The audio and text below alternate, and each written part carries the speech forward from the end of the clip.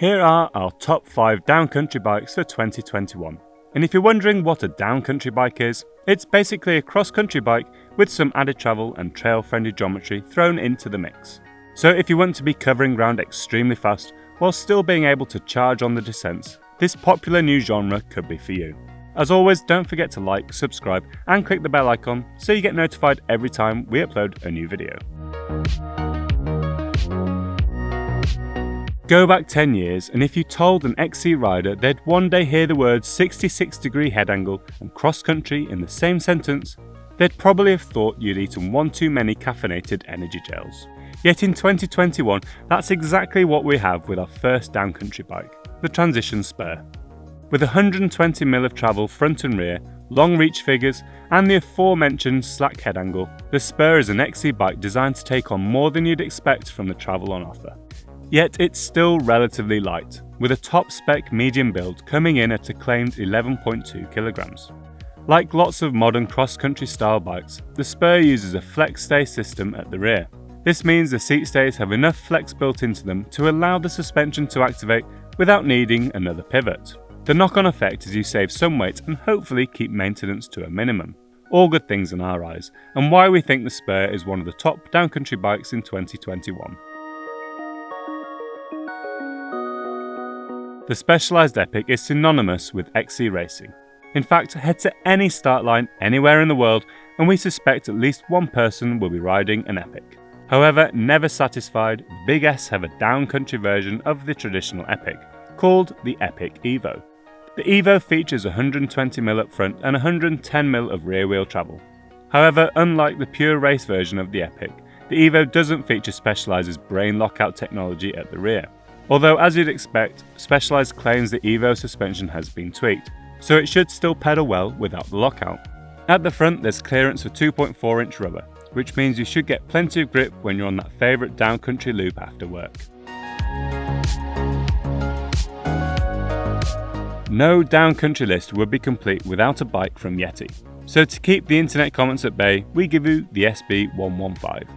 The SB115 was born after Yeti's engineers started taking the brand's cross-country specific SB100 out on quick lunchtime rides. They soon realised that with a few tweaks they'd have a seriously capable bike on their hands, which would enable them to charge harder when compared to a traditional cross-country bike. And so the SB115 was born. The front end cranks the downcountry dial up to 11 with 130mm of travel, while at the rear you get 115mm. Which, as expected, is mated to Yeti's famous Switch Infinity link. We don't have time to explain what Switch Infinity does, but safe to say lots of people think it's good. Elsewhere, there's lots of trail-friendly spec, with wide bars, a dropper post, wider tyres and powerful 4-pot brakes. As you'd expect, the top spec builds don't come cheap. However, if you're looking to save some cash but still want to ride a Yeti, there is a frame-only option and some relatively affordable complete builds. Perhaps the most radical of all the downcountry bikes on our list, the Synonym TR comes from the brains of Polish brand NS. NS are well known for their downhill and jump bikes, so we weren't all that surprised their Synonym has some seriously progressive geometry when it comes to cross-country and downcountry. While the XC-focused RC has some frankly bonkers geometry, including a size large with a reach of 500mm, yes, half a metre, the 120mm forks on the Synonym TR slackens the front end to 66 degrees and still gives you an impressive reach of 491mm in a large. However, that's by no means a bad thing. With the front wheel so far out in front of the bike feels incredibly stable on descents, which is exactly what you want from a high-performance downcountry bike. The Synonym TR's build kit is still nice and light, with a pair of Maxxis Recon and Icon tyres and Fox's 34 step cast fork. A fork that almost defines the downcountry genre.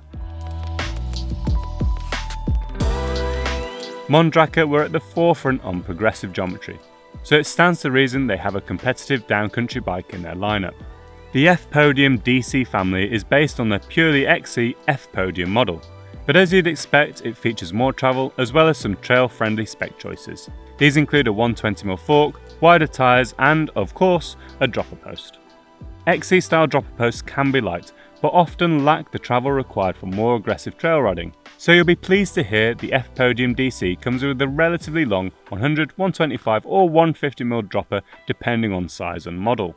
Mondraker are known for their lightweight XC bikes, so it's no surprise to see the top spec Podium DC RR model coming in with a claimed weight of just 10.8 kilograms. That's an impressive number when you consider the trail-friendly components it's spec'd with, and hopefully goes some way towards justifying the £7,699 price tag for their top spec bike. So there's our list. Did we get it right, or should we have picked something else? As always, let us know what you think in the comments, and thanks for watching.